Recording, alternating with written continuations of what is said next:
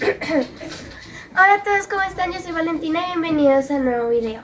El día de hoy les voy a hablar sobre las revoluciones burguesas.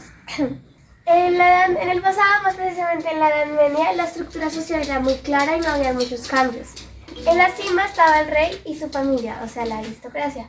Ellos decían que Dios los había mandado a gobernar todo el pueblo. Después estaba el clero y la religión. O sea, pues los sacerdotes, ellos decían que Dios los había mandado a organizar el mundo y considerar la fe. Y por último estaba el pueblo llano, quienes eran todo el resto, los trabajadores de la tierra y campesinos comunes. Estas eran las bases del sistema feudal. Los reyes, dueños de la tierra, al igual que el clero, y el pueblo llano eran quienes los trabajaban, y además de eso pagaban impuestos por vivienda y protección. Pasando el tiempo fueron surgiendo nuevos grupos, es decir, nuevas actividades, como por ejemplo el comercio, los comerciantes y los artesanos. Estos, aunque no tenían poder político, sí tenían mucho dinero debido a que su actividad les hacía ganar mucho más dinero que el resto del pueblo, aunque seguían siendo parte del pueblo llano. Como es común, estos grupos, esas personas de estos nuevos grupos empezaron a juntarse y así surgieron los burgueses. Se les llamaba burgueses debido a que vivían alrededor, en el pueblo alrededor del castillo, que se les llamaba burgos. Como ya sabemos, en la cima estaba el rey, luego el clero y el pueblo llano. Aunque los burgueses y el pueblo llano eran iguales, pero ellos tenían mucho más dinero y deseaban más poder político. Y a esto se les llamaba el antiguo régimen. Los burgueses, pues como tenían mucho dinero, etcétera, deseaban más poder social y político.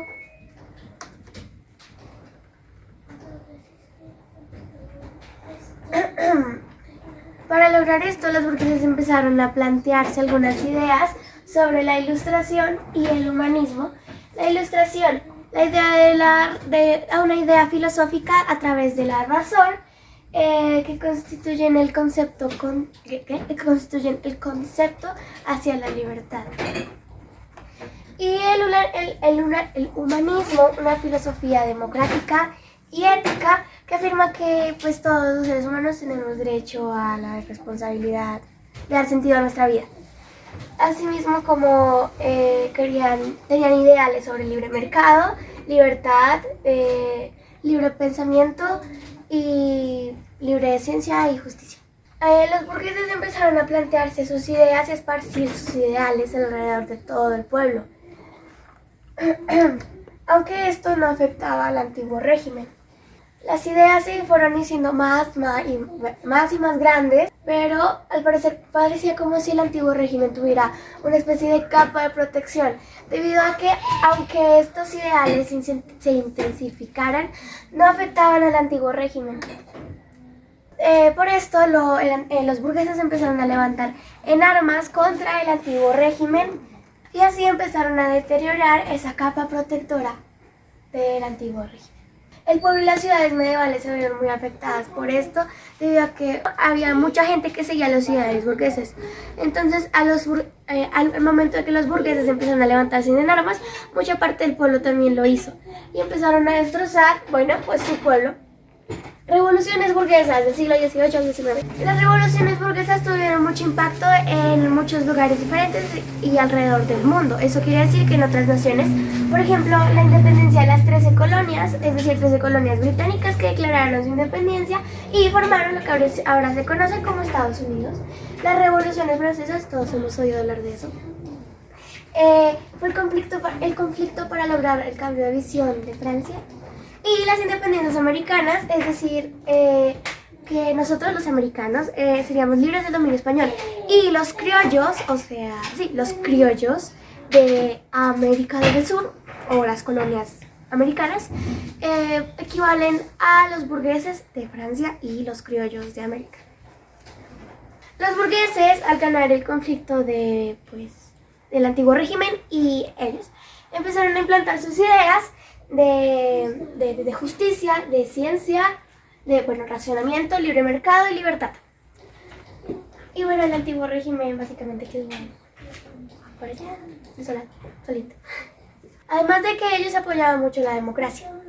Bueno, los burgueses implementaron su dinero para crear fábricas y gracias a esto se creó la revolución industrial. Entonces los burgueses eran dueños de las fábricas, los cuales lograron, uno, mucho más trabajo y dos, un cambio en el mundo. En el siglo XIX se implantó un nuevo sistema llamado el capitalismo, que decidía tu poder según tu número de capital o dinero. Aunque esto claramente surgieron nuevas problemáticas.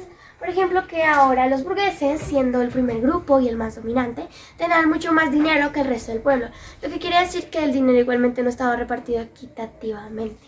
O sea, había pobres y había ricos, y los pobres vivían en condiciones terribles y probablemente los ricos no se preocupaban por eso, sino que vivían su vida de ricos.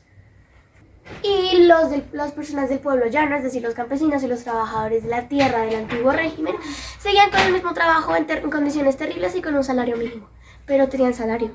Eso es lo que decían los burgueses.